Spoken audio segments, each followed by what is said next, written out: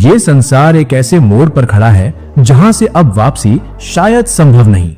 शास्त्र कहते हैं जब राजा चोर बन जाए, जब न्याय बिकने लगे, जब रिश्ते स्वार्थ में बदल जाए, जब धर्म का मजाक उड़ाया जाए और अधर्म सम्मान पाए, तब समझ लीजिए पृथ्वी पाप के भार से कराह रही है।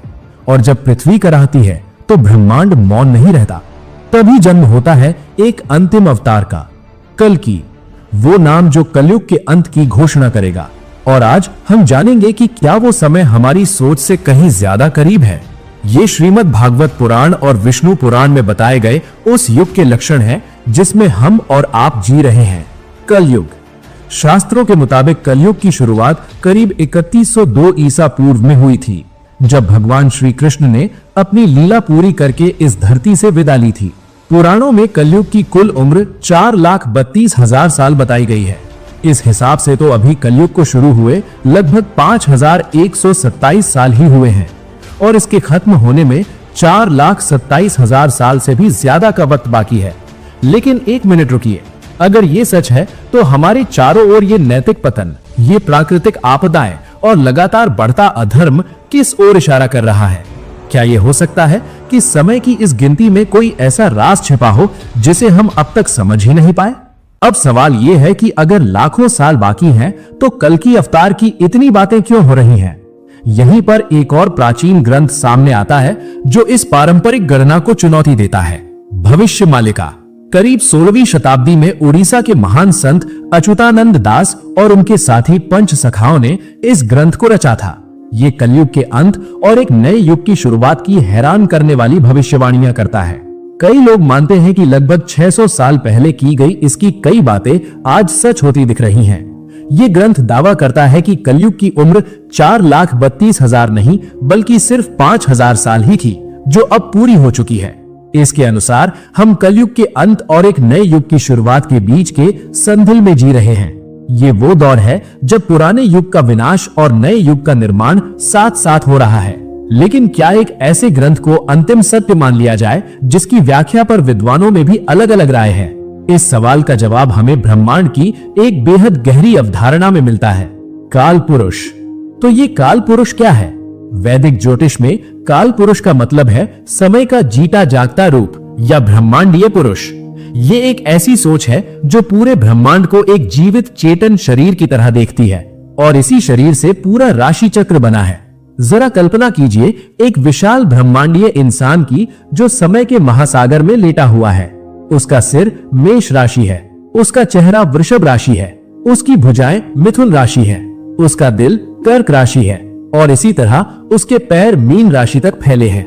ये सिर्फ एक कल्पना नहीं है, बल्कि ये वो नक्शा है जो बताता है कि ग्रह और नक्षत्र हमारे शरीर और हमारी चेतना पर कैसे असर डालते हैं। लेकिन इसका सबसे बड़ा राज ये है कि इसी काल पुरुष के शरीर में सतयुग, त्रेता, द्वापर और कलयुग समाये हुए हैं।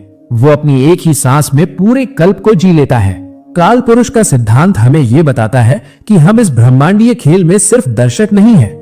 हमारा हर काम, हमारी हर सोच इस ब्रह्मांडीय चेतना को प्रभावित करती है। हम सब उस विशाल शरीर की एक छोटी सी कोशिका की तरह है। जब समाज में अधर्म और पाप बढ़ता है तो ये ठीक वैसा ही है जैसे काल पुरुष के शरीर में कोई बीमारी पैदा हो गई हो, और जब कोई बीमारी अपनी चरम सीमा पर पहुंच जाती है तो शरीर खुद को बचाने के लिए अपनी इम्यूनिटी को एक्टिवेट करता है। कलयुग के मामले में वही इम्यूनिटी, वही अंतिम इलाज है भगवान विष्णु के 10वें अवतार भगवान कल्कि। जब जब धर्म की हानि होती है और अधर्म बढ़ता है, तब तब भगवान खुद इस धरती पर आते हैं। श्रीमद् भागवत पुराण और कल्कि पुराण साफ साफ कहते हैं कि कलयुग के अंत में जब पाप अपने चरम पर होगा, तब भगवान कल्कि का अवतार होगा। शास्त्रों में उनके आने के कुछ संकेत भी मिलते हैं। जब गुरु, सूर्य और चंद्रमा एक साथ पुष्य नक्षत्र में आ जाएंगे, तब भगवान कल्कि का जन्म होगा। ये जन्म उत्तर प्रदेश के संभल नाम के गांव में विष्णु यश नाम के एक श्रेष्ठ ब्राह्मण के घर उनकी पत्नी सुमति की कोख से होगा। भगवान कल्कि 64 कलाओं में माहिर होंगे। वे देवदत्त नाम के एक दिव्य सफेद घोड़े पर सवार होकर अपनी विनाशकारी तलवार से दुष्टों और पापियों का अंत करेंगे। उनका मकसद सिर्फ विनाश करना नहीं, बल्कि धर्म की फिर से स्थापना करना और एक नए सुनहरे युग सतयुग की नींव रखना होगा। और सुनिए, इस काम में वे अकेले नहीं होंगे। शास्त्रों के अनुसार हनुमान जी, परशुराम जी और महर्षि व्यास समेत 7 चिरंजीवी उनकी मदद के लिए पृथ्वी पर प्रकट होंगे। अब एक पल रुककर सोचिए, हमारे चारों ओर जो हो रहा है, प्राकृतिक आपदाएं, समाज में गिरावट और बढ़ते झगड़े, क्या ये सब सिर्फ एक इत्तेफाक है? आपको क्या लगता है, क्या हम सच में भगवान कल्कि के स्वागत की दहलीज पर खड़े हैं? नीचे कमेंट्स में हमें जरूर बताइए। जब हम कलयुग का अंत सुनते हैं तो मन में दुनिया के खत्म होने और महाप्रलय की तस्वीरें आती हैं। लेकिन शास्त्र कहते हैं कि ये अंत एक महापरिवर्तन होगा, पूरी तरह विनाश नहीं। संहार सिर्फ उन लोगों का होगा जो अधर्म और पाप के रास्ते पर हैं। ये एक बहुत बड़ी शुद्धिकरण प्रक्रिया की तरह होगा, जिसमें सारी नकारात्मकता को जड़ से खत्म कर दिया जाएगा। जो लोग सच्चे हैं और धर्म के रास्ते पर हैं, उनके दिलों में भक्ति और पवित्रता बढ़ेगी। ये चेतना का एक वैश्विक बदलाव होगा। इंसानों की औसत उम्र फिर से बढ़ने लगेगी, प्रकृति खुद को संतुलित करेगी और धरती पर एक बार फिर सत्य और धर्म का राज होगा। एक लोक कथा इस रहस्य को और भी गहरा बना देती है। कहा जाता है कि देवदत्त नाम का एक घोड़ा, जिसे भगवान कल्कि की सवारी माना जाता है, सदियों से मौजूद है और उसके पिछले पैर में एक घाव है। मान्यता है कि जब ये घाव पूरी तरह भर जाएगा, तब कलयुग खत्म हो जाएगा और भगवान कल्कि प्रकट होंगे। ये कहानी भले ही प्रामाणिक ना हो, लेकिन ये गहरे सच की ओर इशारा करती है कि समय धीरे धीरे अपने अंजाम की ओर बढ़ रहा है। तो आखिर कलयुग का अंत कब होगा? क्या ये लाखों साल दूर है जैसा पुराण बताते हैं, या फिर भविष्य मालिका के अनुसार ये बस कुछ ही सालों की दूरी पर है? सच तो ये है कि कोई भी आपको पक्की तारीख नहीं बता सकता, लेकिन काल पुरुष, कल्कि अवतार और शास्त्रों की भविष्यवाणियां एक बड़े सच की तरफ इशारा करती हैं। अंत निश्चित है।